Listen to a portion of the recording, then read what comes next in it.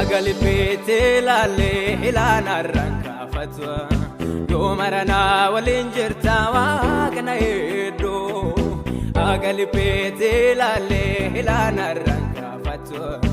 Yomarana walinjirta waqna eddo Eddon teti guddo galatomi Eddon teti guddo galatomi Arargeti guddo galatomi Arargeti guddo galatomi Nasunteti guddo galatomi Nasunteti guddo galatomi Guyalle naganna ulchite Alkanille naganna bulsite Gati atitti natisite Yo atin sila nagafatte waga kiya amman si kenna nagudatte Yo atin sila nagafatte waga kiya amman si kenna nagudatte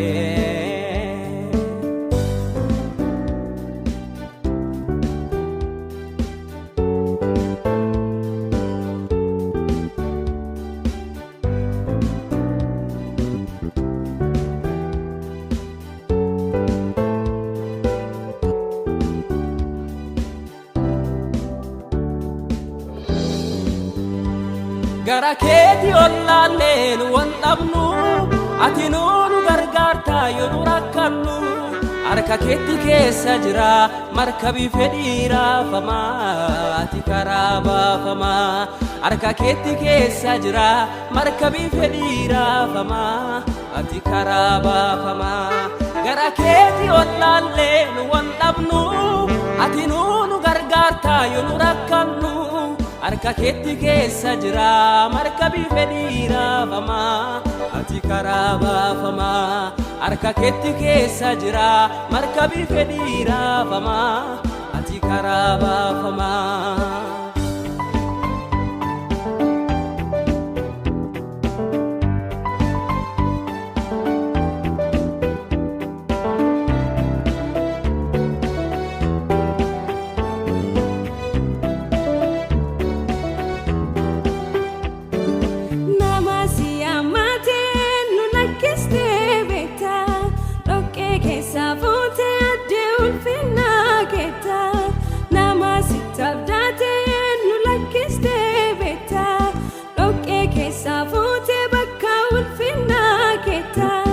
Arjanu sikofa,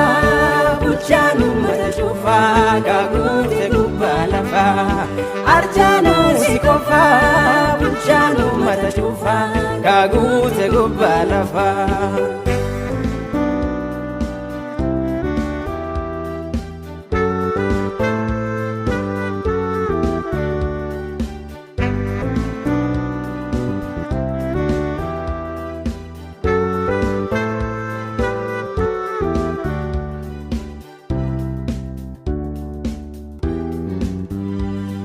Arjamesa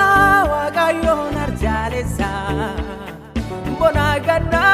ingu inanesa Arjalesa wagayon arjalesa Bona gana ingu inanesa Aleluya Jesus ufadera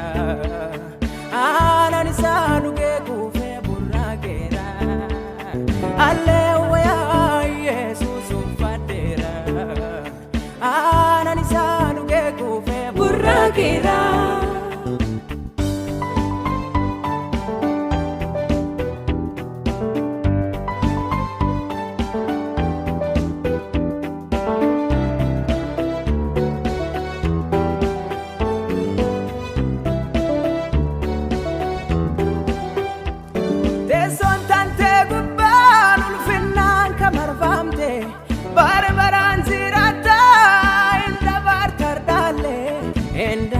Tardale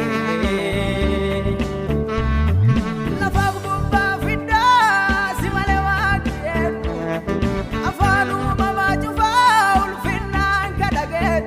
ulfinnan kadagetu Waqummaan tena galte jala jilbifadha si jala jilbifadha si jala jilbifadha eenyummaan teenaa galtee si qofa waaqeffadha si qofa waaqeffadha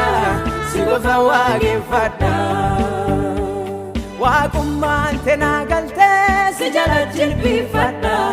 si jala jilbifadha si jala jilbifadha eenyummaan teenaa galtee si qofa waaqeffadha si qofa waaqeffadha si qofa waaqeffadha